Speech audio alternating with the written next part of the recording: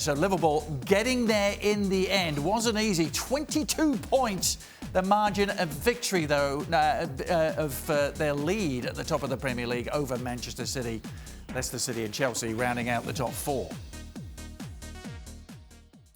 Yeah, I was sitting watching this game and it wasn't really going Liverpool's way, and I was thinking, who really cares? I mean, no, but I'm being serious. Right. I mean, apart from if it's records you're going for, or maybe it's just keeping the momentum going. Well, because the lead is so big, the big story was, could West Ham scrag a point or whatever, because it looked as if coming into this game they were going to get battered. The one thing I'd say about Liverpool, and the boys can talk about the performance and whatever, the one thing I would say is the impressive thing is that in a league that they've pretty much won already, against a team that's struggling, when they were losing the game, they went after the win like Man City were above them. So I think from that point of view, the hunger and desire is there, because they still wanted to get that 3 points. They still wanted that win, even though they're going to bag this title sooner rather than later. But I think there's a few worrying signs about within their performance in general. At 2-1 down, they looked pretty flat, Stevie, and then they only know one way to play, basically. And tonight, in this game, it was hard work, because things weren't... Everybody was on a stretch. You know, some games you turn up and the passes are perfect, the pace is perfect, it's in the perfect spot, and you make the perfect decision. Tonight, everything was just off, whether it was going forward with the passing or defensively, because initially the set pieces that West Ham were throwing in, they looked vulnerable. But then they started looking vulnerable in open play as well. So West Ham deserve something out of this game. And without Fabianski making a mess of two of the goals, they could have ended up winning this game. Don Hutchison with us. John, it seems almost ridiculous to say, are there any concerns at all for a team that's having such an amazing season? But 2 goals, they'd only conceded 2 in their previous 11 games. Yeah, I think Stevie hit the nail on the head. It wasn't a vintage performance. It was a strange performance. I was on social media throughout the game, and just shy of an hour, it was almost like Liverpool were too desperate. At 1-1, they didn't really need to play with that much emotion and desperation in their game. And I thought the more they were desperate trying to go forward, I thought David Moyes' game plan on the counter, and I was tweeting, I just thought something was going to happen for West Ham, because Liverpool were leaving themselves very open. We know the fullbacks play high up at the pitch, but they were really high. They were empty in the midfield on so many occasions. Naby Keita got brought off because he was, bombing on every now and again, and he was, leaving the midfield quite isolated. Fabinho was probably in there on his own because Van Alden was making runs forward. And it just seemed as though, like Stevie said, it was like just because everything was off in the game, it was like they were trying to force things.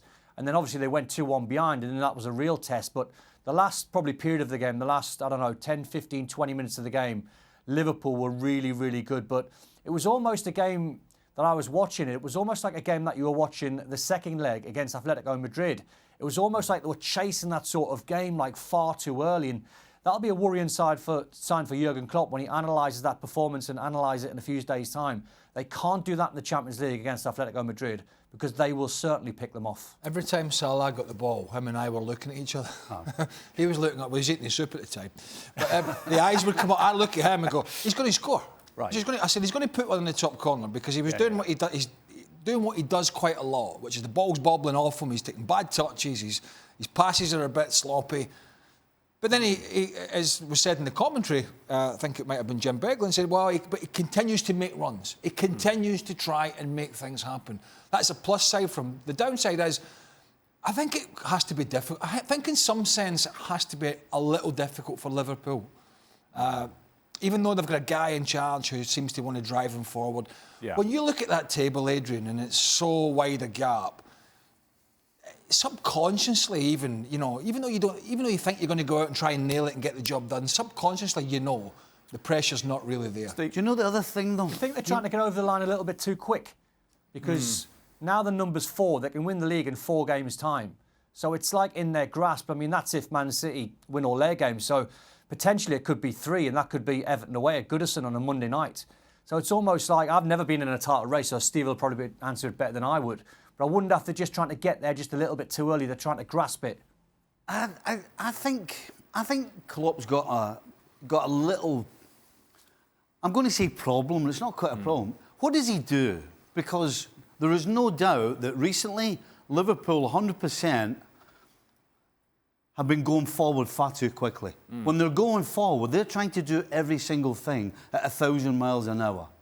Now, Klopp surely has to realise this, because we're all sitting watching it, and it breaks down, and that's why, in my opinion, they're actually in trouble defensively. So what does he do? Does he change what has made them successful? Because when Liverpool are at it, at the pace they go at, teams are just folding. That's why they're undefeated. Do you change that?